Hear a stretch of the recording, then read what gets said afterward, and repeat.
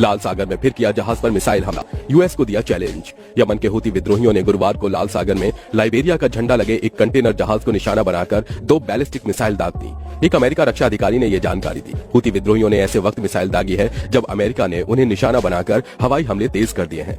मध्य पूर्व के जलमार्गों की सुरक्षा से जुड़े ब्रिटिश सैन्य समूह United kingdom maritime trade operations ने कहा कि यह हमला यमन के एक बंदरगाह शहर होदेइदा के पश्चिम में हुआ, जिस पर लंबे समय से विद्रोहियों का कब्जा है।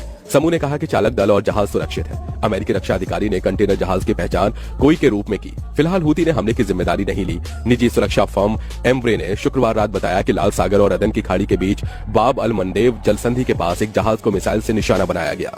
हमास के खिलाफ गाजा में इजराइल के हमले को लेकर नवंबर से हूती विद्रोहियों ने लाल सागर में जहाजों को बार बार निशाना बनाया है। हमले की वजह से एशिया, मध्य पूर्व और यूरोप के बीच वैश्विक व्यापार के प्रमुख जल मार्ग में जहाजों की आवाजाही प्रभावित हुई है। हूती हमलों को लेकर अमेरिकी रक्षा मंत्री लॉयड ऑस्टिन ने कहा कि मध्य पूर्व में अमेरिकी बलों और जहाजों पर हमला करने वाले ईरान समर्थित गुट को और ज्यादा निष्क्रिय करने का समय आ गया है। अमेरिका जॉर्डन में मारे गए 3 अमेरिकी सैनिकों की मौत के जवाब में कार्रवाई की तैयारी कर रहा है।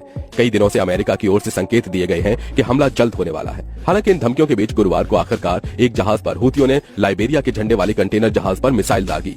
18 जनवरी को भी एक अन्य जहाज पर अरब सागर में यमन के पास ड्रोन अटैक हुआ था। जेंको पिकार्डी नाम के इस जहाज पर मार्शल आइलैंड का फ्लैग लगा हुआ था। नेवी के मुताबिक हमले के वक्त जहाज अदन की खाड़ी में यमन के अदन पोर्ट से करीब 111 किलोमीटर दूर था। जहाज पर 22 क्रू मेंबर्स सवार थे, जिसमें से 9 भारतीय थे।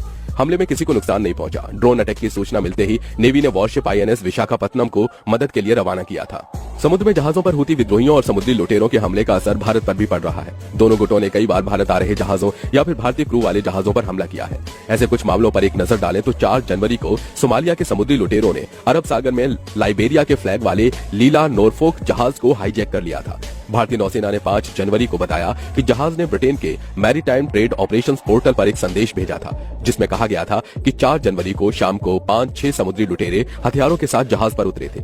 जानकारी मिलते ही भारतीय नौसेना ने हाईजैक किए गए जहाज को छुड़ाने के लिए वॉरशिप आईएनएस चेन्नई और मैरीटाइम पेट्रोलिंग एयरक्राफ्ट P-81 को रवाना किया। इसके बाद इसमें सवार 15 भारतीयों समेत सभी 21 क्रू मेंबर्स को सुरक्षित निकाल लिया गया। इससे पहले 23 दिसंबर को हिंद महासागर में भारत आ रहे मालवाहक जहाज कैंप प्लूटो पर हमला हुआ था। इसमें 21 भारतीय और एक वियतनामी क्रू मेंबर सवार थे। सऊदी अरब से तेल लेकर भारत आ रहा यह जहाज जापान का था और लाइबेरिया के फ्लैग से ऑपरेट हो रहा था। हमले के वक्त जहाज पोरबंदर तट से 217 नॉटिकल मील दूर था। समुद्री लुटेरों ने माल्टा के एक जहाज को हाईजैक कर लिया था। इसके बाद भारतीय नौसेना ने अपने एक युद्धपोत को अदन की खाड़ी में हाईजैक हुए जहाज MV रुएन की मदद के लिए भेजा था। जहाज को 6 लोगों ने अगवा किया था। भारतीय नौसेना ने माल्टा के जहाज से एक नाविक को रेस्क्यू किया था। द मैरीटाइम एग्जीक्यूटिव की रिपोर्ट के मुताबिक हाईजैक हुआ जहाज कोरिया से तुर्की की तरफ जा रहा था। तभी सोमालिया के समुद्री लुटेरों ने उस पर हमला किया था। हूती विद्रोहियों ने लाल सागर से एक कार्गो शिप गैलेक्सी लीडर को हाईजैक कर लिया था। उन्होंने इसका वीडियो भी जारी किया था। यह जहाज तुर्की से भारत आ रहा था। हूती विद्रोहियों ने इसे इजरायली जहाज समझकर हाईजैक किया था। हूती विद्रोही जिस हेलीकॉप्टर से जहाज पर कूदे थे उस पर फिलिस्तीन का झंडा बना हुआ था। अमेरिका ने हूती विद्रोहियों के ठिकानों पर कई मिसाइल बरसाए थे, लेकिन इससे हमले में कोई कमी नहीं आई है। हूती विद्रोहियों को ईरान का समर्थन मिला हुआ है। ईरान और सीरिया में अमेरिकी ठिकानों पर भी इसने हमले किए हैं। अमेरिका ने जॉर्डन में हुए बेस पर हमले के लिए इराक में इस्लामिक प्रतिरोध को जिम्मेदार ठहराया, जो ईरान समर्थित मिलिशिया का एक समूह है। ईरान ने इसमें शामिल होने से इनकार किया है। ऑस्टिन ने कहा, ईरान कितना जानता था या नहीं हम नहीं जानते, इससे कोई फर्क नहीं पड़ता क्योंकि ईरान ऐसे ग्रुप्स को स्पॉन्सर करता है। अब ऐसे में एक सवाल उठता है कि यमन कब तक लाल सागर से गुजरने वाले जहाजों के लिए खतरा पैदा करते रहेंगे। इस पर एक्सपर्ट का मानना है कि जब तक उन्हें बलपूर्वक रोका नहीं जाता। हूती निकट भविष्य में लाल सागर के जहाजों को बाधित करते रहने की क्षमता रखते हैं। उनके पास हथियार, दक्षता और इच्छा शक्ति है।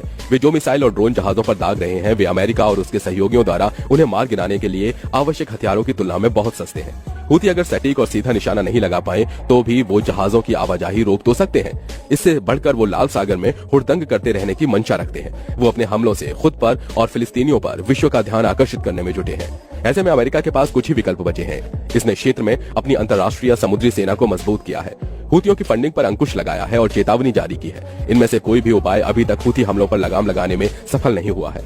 उदाहरण के लिए हूतियों ने इस सप्ताह ड्रोन और मिसाइलों का सबसे बड़ा हमला किया। हूतियों पर अंतर्राष्ट्रीय समुदाय का कोई प्रभाव नहीं है, लेकिन ओमान उनके साथ मध्यस्थता करने में मददगार हो सकता है।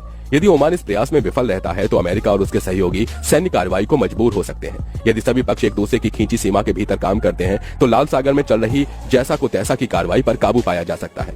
अमेरिका ने तब साफ कर दिया कि उसकी बर्दाश्त की क्षमता कितनी है जब 31 दिसंबर को एक कंटेनर जहाज पर हूतियों के चढ़ने के प्रयास के बाद उसने 3 हूती नौकाओं को डुबो दिया।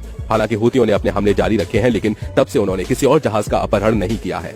अब दोस्तों एक बात सोचने वाली है कि सब जानते हैं कि यमन के हूती विद्रोही रेड सी में इजराइल की तरफ जाने वाले कार्गो शिप पर हमला कर रहे हैं। फिर ये समझ में क्यों नहीं आ रहा है कि जो कार्गो शिप अलग अलग मर्चेंट का इतना सारा माल ढोकर इतना लंबा रूट तय करके खतरनाक समुद्री सफर पर निकल रहे हैं और उन्हें मालूम है कि उन्हें इस रास्ते पर यमन के हूती विद्रोही मिलेंगे, फिर भी ये रास्ता क्यों इस्तेमाल कर रहे हैं? क्या मजबूरी है? ये कोई मजबूरी है या फिर ये कोई एक सोची समझी स्टेटमेंट देने की कोशिश कर रहे हैं कि यमन के हूती विद्रोही छोटे से देश में खड़े होकर चाहे जितना उछल लें कूद लें, लेकिन इंटरनेशनल ट्रेड पर उनकी जीत के जश्न का कोई असर नहीं पड़ने वाला है।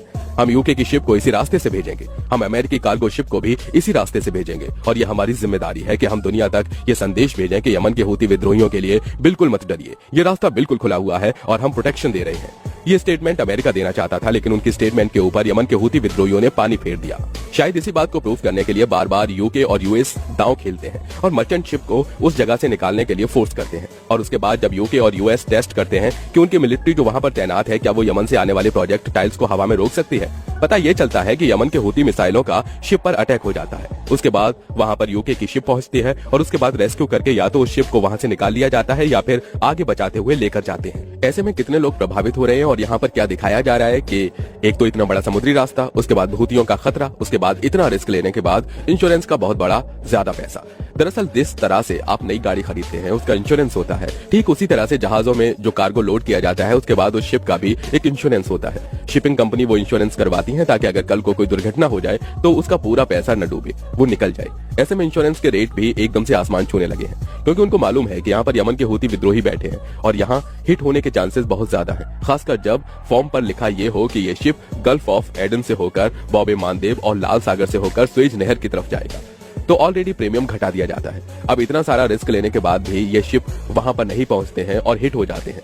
अब यूके की शिपमेंट वाले लोग ये बात समझ चुके हैं कि इजराइल की तरफ सामान लेकर जाना है तो यहाँ से नहीं जाना, यहाँ हूती विद्रोही ठोक देंगे। यहाँ यूके का दाव उल्टा पड़ गया, क्योंकि यूके ये दिखाना चाहते हैं कि हमें यमन के हूती से डर नहीं है, लेकिन ऐसा हो नहीं पा रहा। दुनिया में जो संदेश जा रहा है वो उल्टा ही जा रहा है। लाल सागर के पास अपनी जियोपॉलिटिकल लोकेशन के कारण वैश्विक व्यापार को बाधित करने में हूती ज्यादा सक्षम है। इजराइल पर अंतर्राष्ट्रीय दबाव बनाने के लिहाज से वो हिजबुल्लाह जैसे इस्लामी आतंकी समूहों के मुकाबले बेहतर स्थिति में है। इसके अलावा हिजबुल्लाह को इजराइल से जमीनी लड़ाई लड़नी पड़ती है, जिससे उसके अपने नागरिकों पर भी खतरा रहता है। हूती विद्रोही समुद्री क्षेत्र में जहाजों को निशाना बनाते हैं, इजराइल या किसी और देश पर हमला नहीं कर रहे। इस कारण जवाब में कोई नागरिक आबादी संघर्ष के असर में नहीं आती है और इजराइल पर दबाव बनाने की मंशा भी सध जाती है। दोस्तों आज की वीडियो में बस इतना ही। उम्मीद है कि आपको ये पसंद आई होगी। अगर हाँ तो इसे लाइक और शेयर करिए और चैनल को सब्सक्राइब करके बेल आइकन को प्रेस करना बिल्कुल मत भूलिए।